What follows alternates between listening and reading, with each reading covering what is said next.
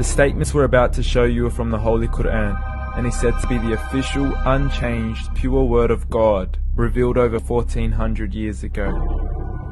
Claiming to be the word of God is a heavy statement, and without proof, or if a single contradiction is found within the book, the apparent word of God will be proven false. So without further ado, let's put the book to the test.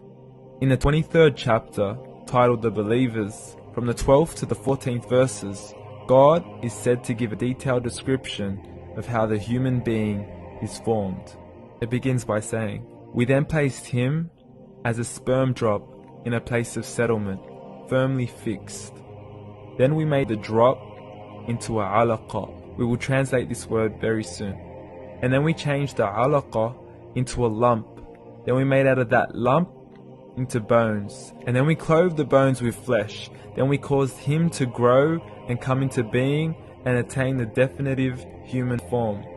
In the 21st century, we can now safely say that this verse is clearly describing the process of human development in correct chronological order. However, what we should be paying attention to in particular is the second stage, referring to the development of the embryo. The specific word used to describe the embryo in this verse is the word alaqa. The word alaqa, when translated into English, can mean three separate things.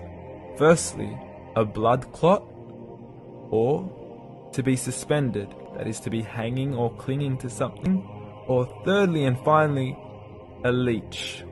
Now, all three definitions don't come anywhere near what we perceive to be the human embryo. So, why are these words used, and what significance do they share with the human embryo?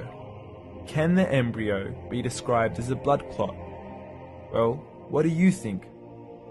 In the third week of embryonic development, a tubular heart joins with the blood vessels to form a primordial cardiovascular system, and by the end of the third week, the blood is circulating and the heart begins to beat on day 21. The first thing that comes to mind in regards to being suspended or hanging is the umbilical cord. But we can't use that example because we are simply referring to step 2, before the baby has even formed. But we now know today that the umbilical cord is formed from the connecting stalk. And the connecting stalk is formed as soon as the embryo is formed.